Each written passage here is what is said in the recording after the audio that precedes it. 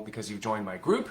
I'm a kinesiologist, for those of you who don't know, studied at McGill, been helping people with balance and posture for many, many years, more than 20 years. Got into scoliosis because of my own scoliosis relatively recently at the beginning of the pandemic, because I was looking at what to do for a business that I could bring online because everything was closed with the pandemic.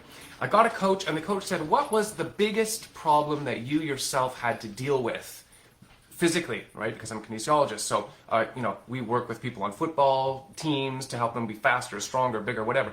What was personally the biggest problem I had to deal with?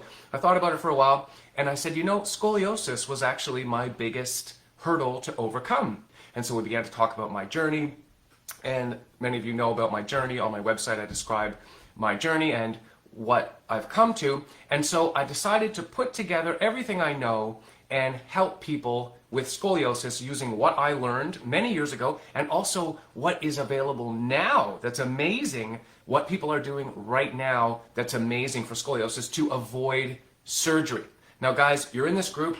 It is a big deal to try to avoid surgery if possible. Many people have pretty significant curves with scoliosis and they still live a life that's where they manage it, and many of them are pain-free. The issue there's two major issues with scoliosis, three, but the most common are this. When you're young, it feels bad how you look, okay? And it really matters. It mattered a huge amount to me when I was younger, and we can't downplay this, okay? So those of you who have younger folks, your kids, if you're in this group for your kids, it's a major, major issue. But that's not really a medical issue in the sense of it being physiologically damaging, right? It's an emotional and a psychological issue that's huge, but it's not harming you physically, usually, when you're young, right? The second issue is as you get older, we do have pain because we start to degenerate. Those sideways curves begin to work their effect with gravity on the spine, and the vertebrae degenerate faster. We have nerve impingement where the vertebrae are squished. The nerves are, here I can see, you can see me a bit more. The nerves become impinged, and so the signals don't go out as well, and we get nerve pain, we get numbness. We also have issues with balance. So as we get older, we get a whole lot of issues with degeneration. And then the most rare situation is where the curves become so serious that they impact your lung function and your breathing function, and they put some pressure on your heart.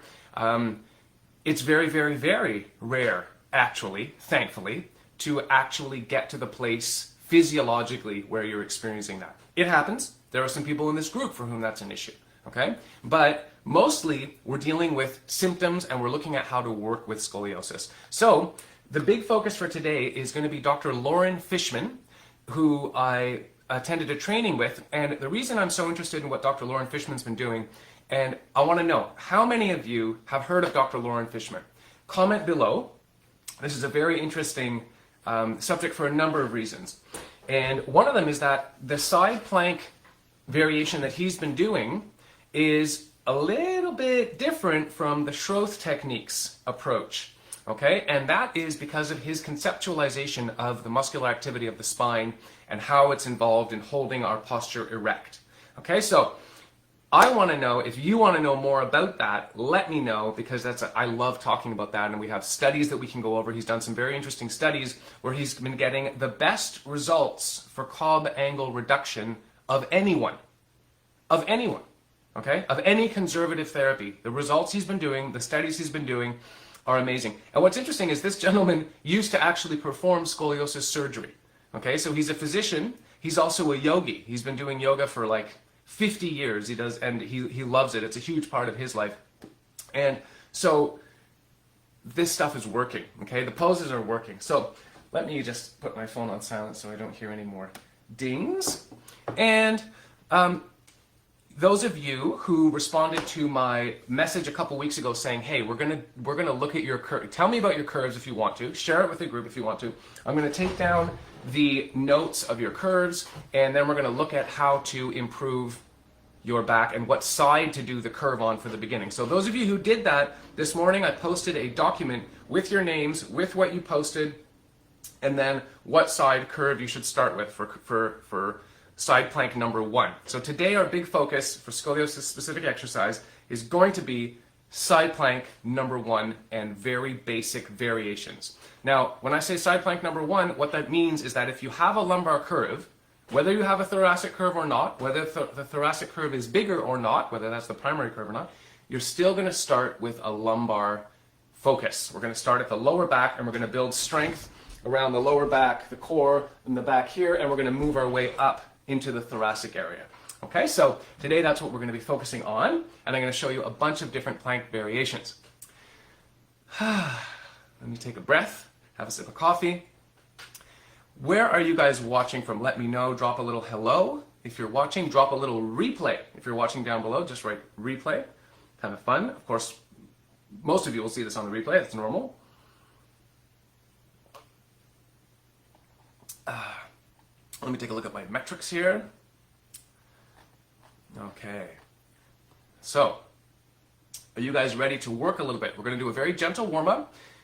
If you have experience being physical, that's great. Okay, because what we do and what I do in my program is pretty involved. I have a whole lot of different things that focus around the most intense and difficult exercises to do, which are the side plank series that we're going to be looking at today, okay? There's a lot of other stuff that's not so difficult, that supports the elongation of the spine, supports retraining your nervous system to understand more about your curves. Okay, so we're all about the posture here. We're all about improving posture. But if you don't have any experience doing a lot of exercise, it's important that you understand that when you begin to do these kinds of exercises, you will be sore. And that's normal. Okay? It's difficult. It's a difficult part of working with scoliosis. Scoliosis is difficult to work with anyway. It's very complex, right? It's so much more complex than simply, saying, well, I want to get in good cardiovascular shape, or I want to get strong arms or strong legs or strong back. It's so easy to just move the body through different ranges of motion and strengthen the muscles because we know the muscle actions, how to strengthen your bicep, up and down, how to strengthen your tricep, out, pushing out, strengthen your bicep, pulling in, for example, to make it really easy and, simple, right? When you're talking about the back, a lot more detailed, a lot more complex. So there is a huge factor of one-on-one, back and forth assessment, really understanding about your curves, understanding about any comorbidities you have, knee pain, shoulder pain, etc. Wrist, carpal tunnel syndrome in your wrist, which will make it very hard for you to do one of the plank variations I'm going to show you in a minute. Okay, so there's a lot of different variations you can do to deal with that, and that's something which is best dealt with one-on-one. But I want to offer you guys some value here in the group, and I want to get you started, I want to give you some hope, and I want to inspire you. So, on that note, I will finish my coffee and get started.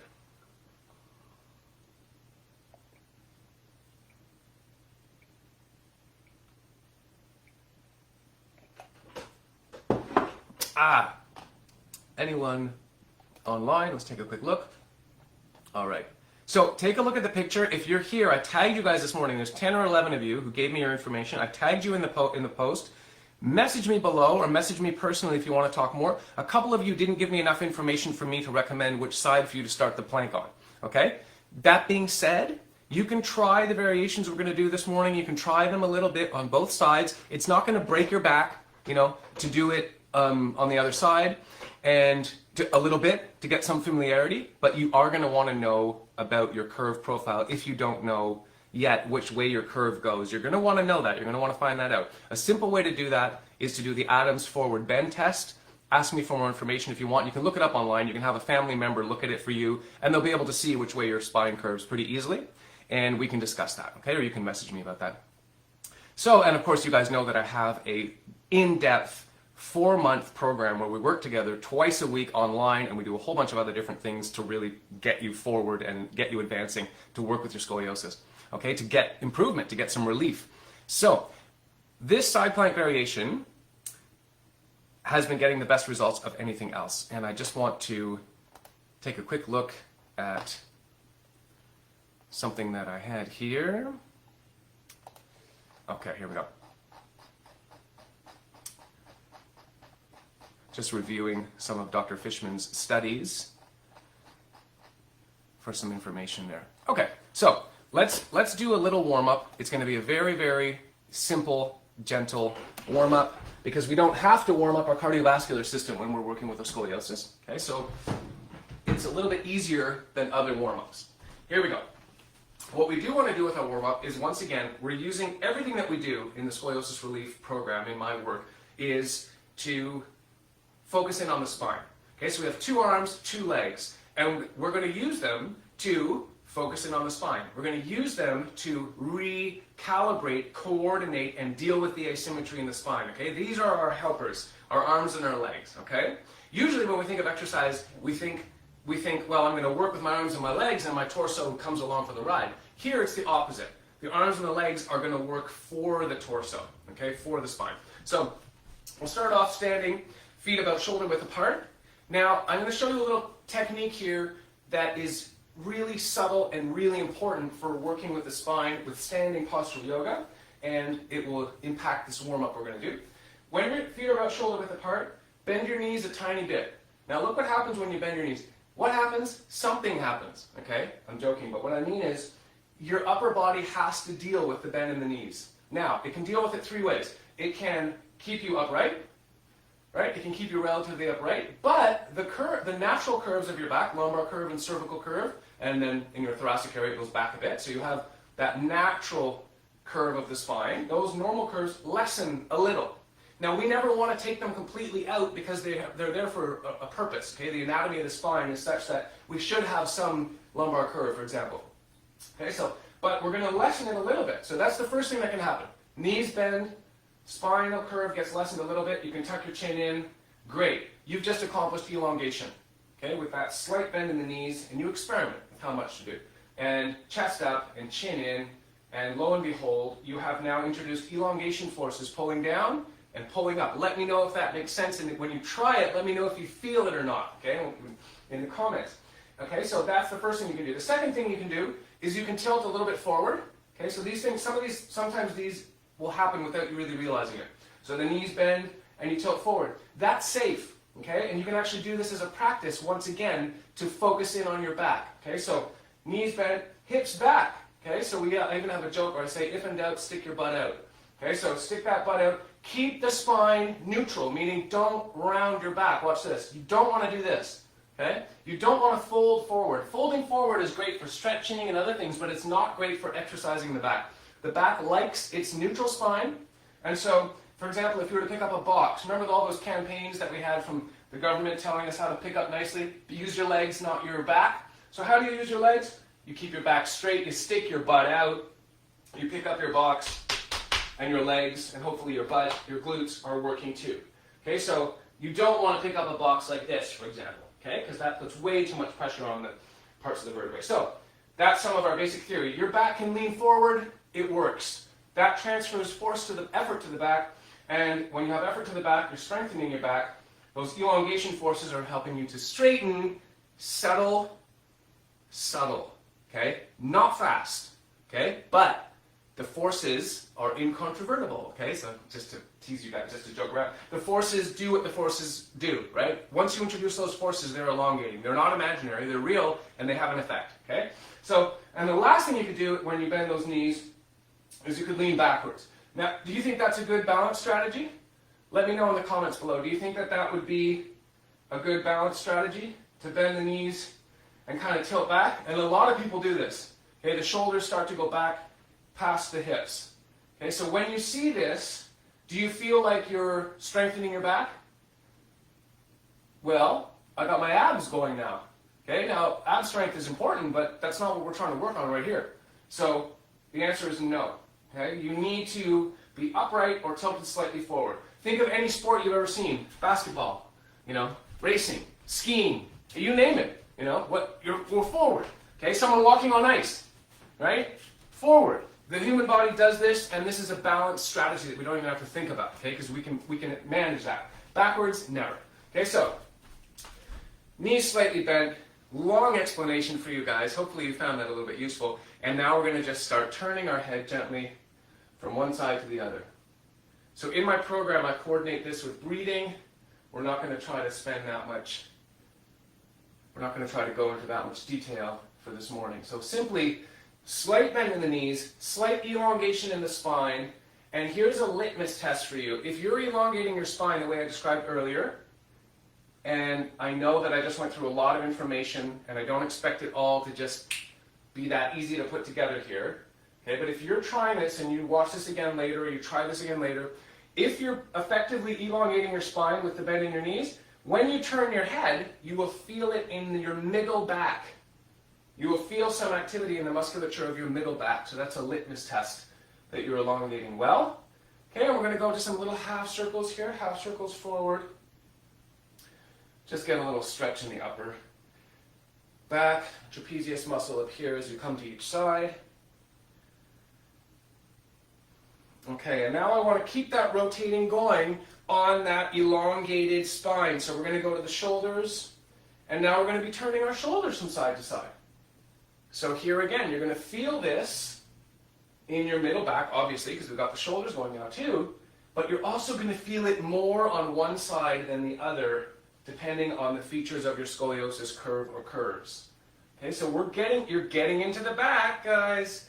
And what's so interesting is that I bet you, like me, most of you had no really clear idea of exactly where your curves are, except for from your scoliosis, except for from your x-ray, I meant to say, or from what you were told by a physician or an allied healthcare professional. Okay, you probably don't have a very clear sense in your back of exactly where your curves are, where they begin, where they end, okay? Except, as I said, conceptually from what you may have seen on an x-ray, or what someone may have told you, or maybe you did the Adams forward bend test and they went down your back. Okay? But otherwise, you're probably feeling features of your curves right now and slight discomfort in areas that are asymmetrical, meaning they're different on either side. So that's normal. Okay, let's get the arms going a little bit here. So, a word of caution for you. Here is where, once again, one-on-one is so important, because I don't know the features of your curve, and I don't know the comorbidities that you may have, meaning the other problems or issues you may have in your back. So once you start getting the arms going, you're generating a lot more force. So this is still very gentle, right? And what we want to be doing here is we want to be getting a turn through all the levels of the spine, the vertebrae of the spine. Obviously the thoracic vertebrae doesn't move much, right? Where your rib cage is, it doesn't move as much, but it moves a bit. But we're getting those lumbar vertebrae, the cervical vertebrae, we're getting a turn, and we're even going to feel it in the thoracic area. So we're trying to gently wake up all the musculature around our vertebrae. So I'm going to go a little faster now with my arms, but I want you to listen to your body and do not fling yourself around without feeling warmed up and without, I would just say don't fling yourself around at all, okay? I'm going to start going faster now. Only do this if it feels okay for you. Notice my knees are still bent. My spine is still elongated. I'm not just standing up and doing this. That's not what we're trying to do. Okay? If we're not doing these subtle modifications of posture, we're not impacting our scoliosis the way that this is designed, the way that I designed this to impact our scoliosis. And all scoliosis conservative treatment programs are like that too. They have very subtle minutia, details for you to hold. Otherwise, you're just, I could just be standing here and doing this. Okay? That's not what we're trying to do. All right? So, knees bent, elongated spine. Okay? So that's enough of that. And we're going to come down here. We're going to get a little bit of arms going. So again, knees bent. Okay? We're just going to loosen up a bit here. So I'm doing a kind of a teaching class combined with an exercise class. So I'm going a bit longer through the moves than I normally would, or than you would warming up. Okay, let's just keep it simple and keep it moving. We're going to open up now. So opening up to the back. My knees are still bent. My spine is still elongated a little bit. I'm going to lean forward a little bit. I want to make that back work. I want those muscles to work. I want to pull behind my scoliosis curves. Okay? This is what we're doing. We're getting in. We're getting into the back. Okay, good. And then we're going to come here into some nice little circles. Now, biomechanics. The further out you go, the more force you produce. Leverage, right? So I'm going to start off, one of my clients, if you're watching, hello. One of my clients likes to do this small because it feels better. And she intuits correctly that if she does it big, it puts more force on the back and she wants to go carefully.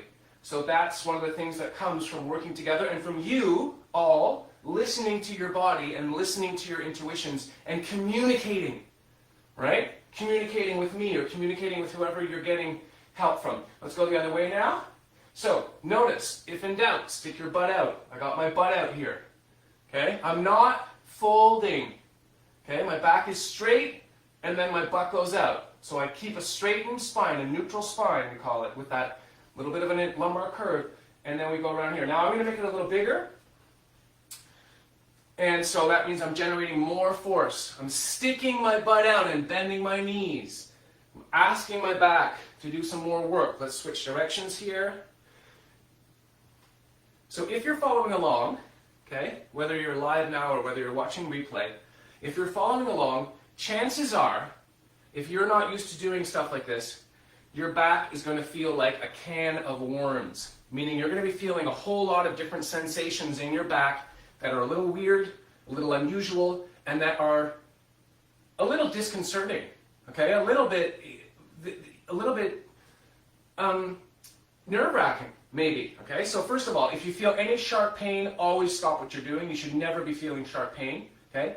Second of all, listen to how you're feeling and modify the movements. So everything is done better small and slow than fast and large. Okay, large movements and faster movements only come when you feel comfortable with slower and smaller movements. Now, we're going to call that enough for what we're going to do right now because it's pretty simple. I'm just going to go check the comments, see if you guys have any comments or questions, and then we're going to get down on the mat and do a few variations here of the side plank for the lumbar curve. Okay? Oh, and one other thing I wanted to mention to you. So, regarding which side you're doing curves on, or rather which side you're doing planks on, I've had this discussion numerous times with clients and with allied healthcare professionals as well. So some people, I told you Dr. Fishman is doing it on the opposite side of Schroth and some other conservative approaches. But here's the thing, if you have an S curve, you're going to be doing it on both sides anyway. Okay, but with a slightly different variation. So you're going to get the planks in on both sides. So that's something that's reassured some clients in the past. Another thing is, what I do is even if your curve is just one side, for example, you just have a lumbar curve, and really, according to Dr. Fishman, the pose would be indicated on the convex side down. So if you have a left lumbar curve, you would be doing your plank left side down, okay? I will still have you do it on the other side to equalize the strength a little bit. Okay, so I won't leave you completely alone without doing anything on the other side. All right, but what Dr. Fishman's research is showing is that he's getting the very best results from focusing on the side with the convexity down on the ground. So that's the side that's going to be doing the most of the work. Okay, so I'm going to show you a nice, easy way to start this right now. Where was that comment?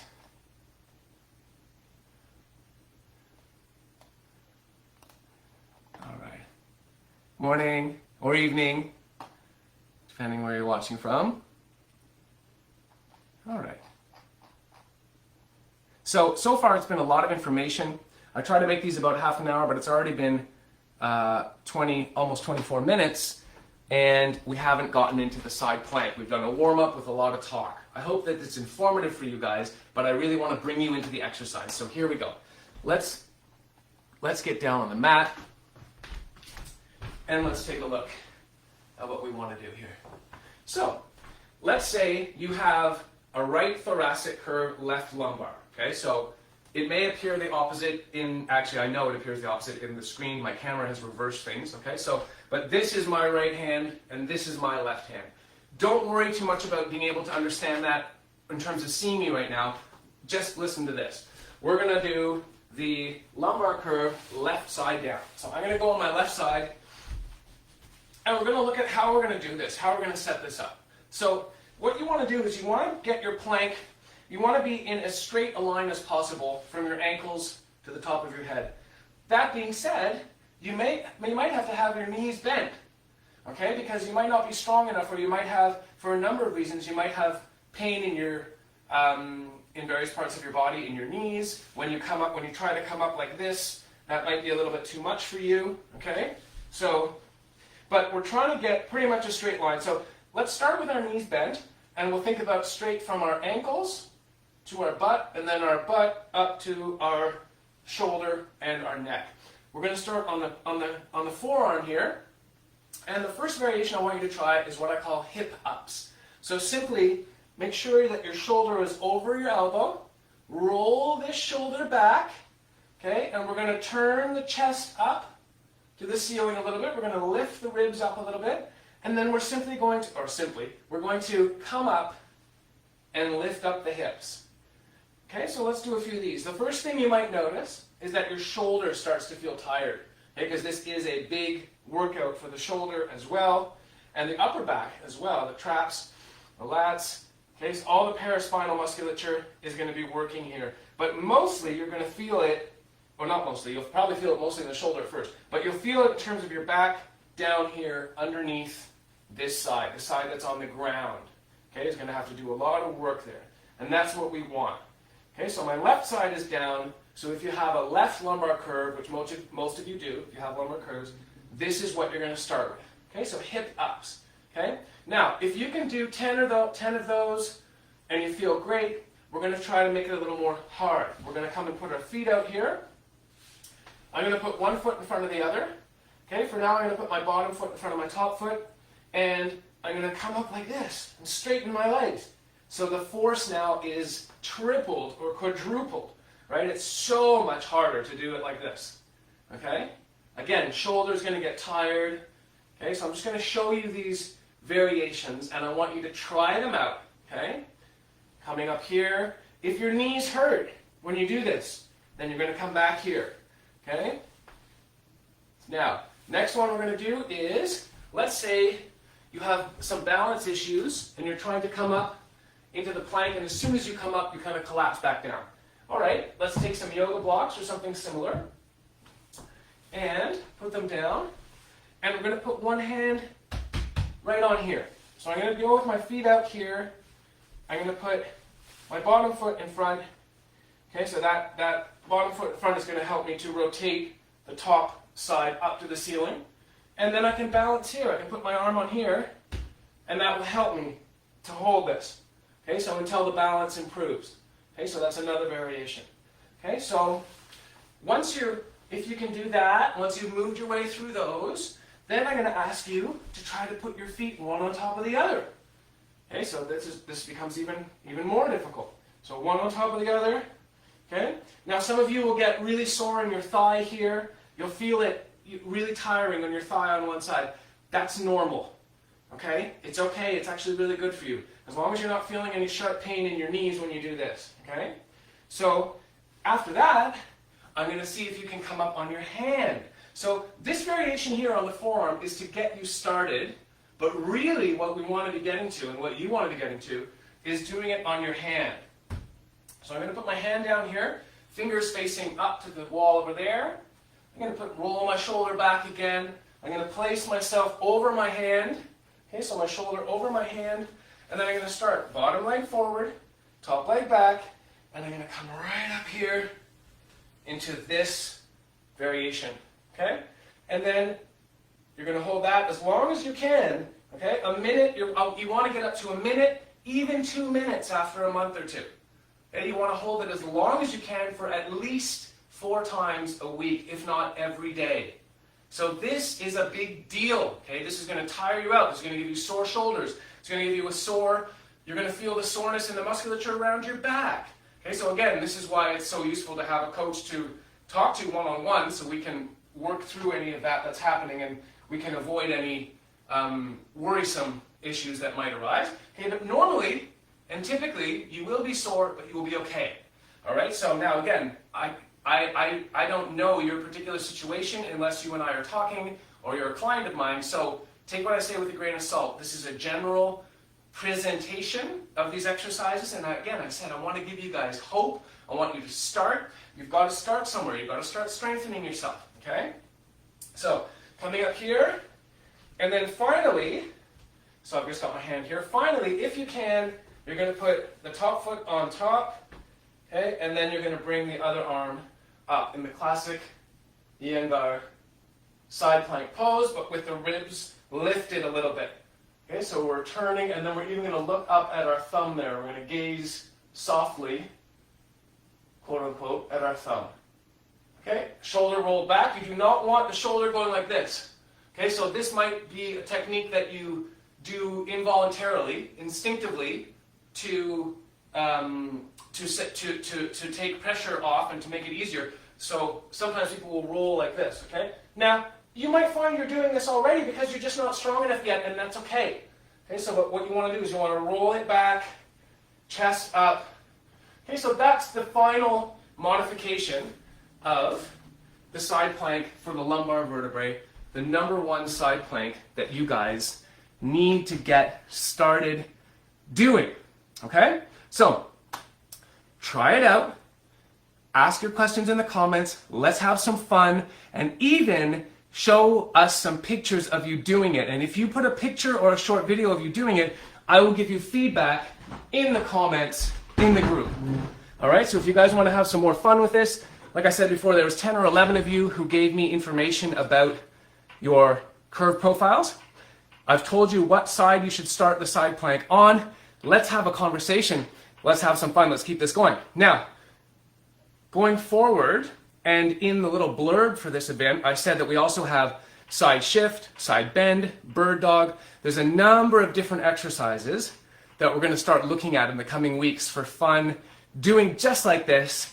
And the more you guys can join the class and the more we can make it interactive, the more fun we're going to have, and the more applicable and interesting it will be for you guys as you go through this.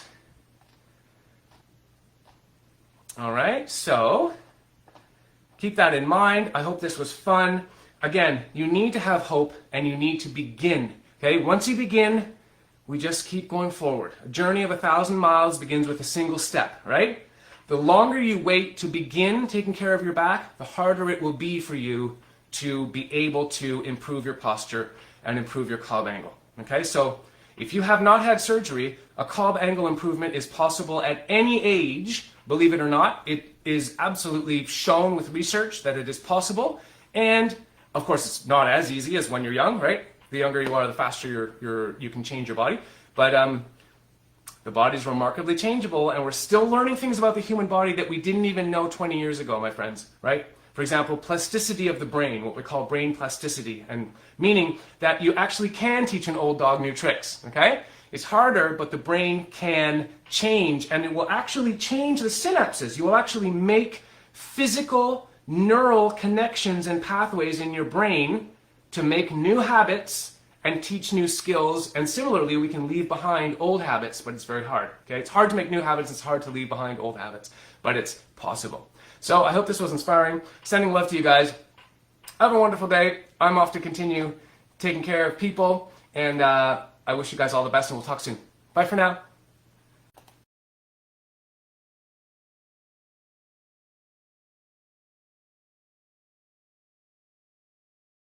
You don't need to work on flexibility if that's the situation for you, but that's not the situation for most people with scoliosis.